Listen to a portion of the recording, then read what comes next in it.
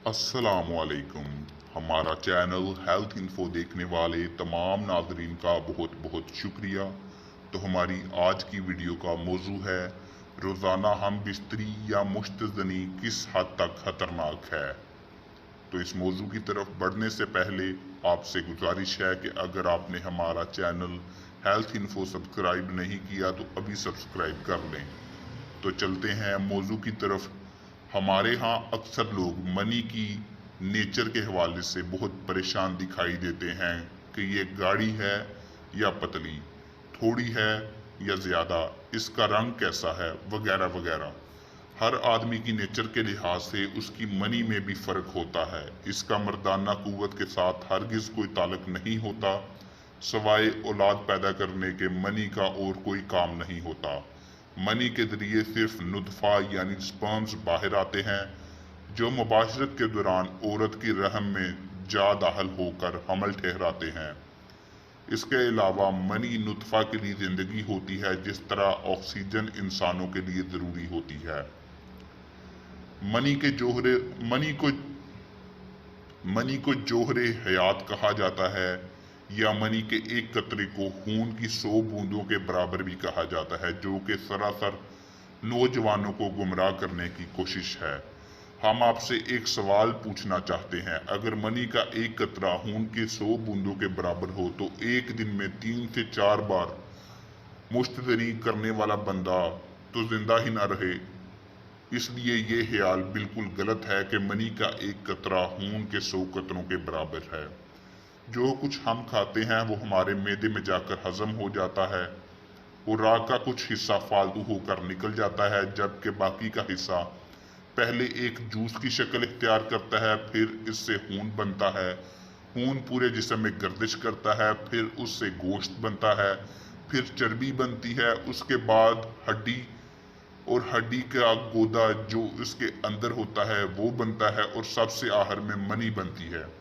Money एक लेसदार चीज होती है जिसमें एक खास किस्म की बू पाई जाती है। अगर ये कपड़े पर लग जाए तो कपड़ा अकड़ जाता है। एक बात की मुबाशरत से तकरीबन एक बार की मुबाशरत से तकरीबन 12 ग्राम मनी खारिज होती है, और इसमें 200 लाख स्पर्म होते हैं। ये स्पर्म अगर खुर्दबीन से देखे जाएं तो सांप की शक्ल के होते हैं और हरकत कर रहे होते हैं। एक सेहतमंद आदमी के स्पर्म तेजी से हरकत करते हैं, जबकि बीमार आदमी के स्पर्म्स आहिस्ता आहिस्ता हरकत कर रहे होते हैं। और ये सब हार्मोन्स की कमी, बेशी या खुराक की कमी, ज्यादती की वजह से हो जाता है। इसमें परेशान होने वाली कोई बात नहीं।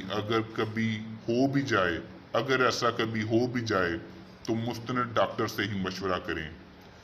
एक जमा से दूसरे जमा में वक्फा कितना होना चाहिए जिससे कुव्वत मर्दाना में कमी वाक़या ना हो, और जब भी जमा किया जाए तो उससे हकीकी लुत्फ हासिल होने से मर्द की जिनसी कुव्वत कमजोर नहीं होती और औरत भी मुतमईन और खुश रहती है। तिब्बी लिहाज से 3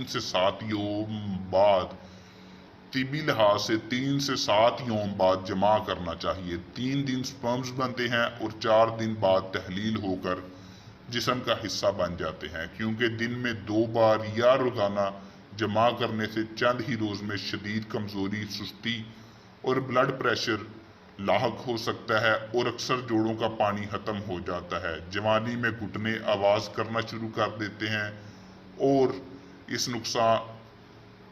इस नुकसान की किसी भी सूरत तलाफी नहीं हो सकती। खिलाफ वर्जी करते रहने से आखिर को अफसोस करना पड़ता है।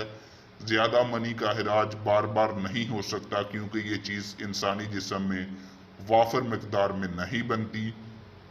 तिब्बी लिहाज 3 से 7 यौम बाद जमा करने से जिस्म में किसी किस्म की कमी या कमजोरी नहीं होती और कुदरती हकीकी लुत्फ हासिल होता है। तमाम जिंदगी तक मुख्तलिफ अमराज से बचा जा सकता है। हमारी मुकम्मल वीडियो देखने का बहुत शुक्रिया। अस्सलाम वालेकुम। हमारा चैनल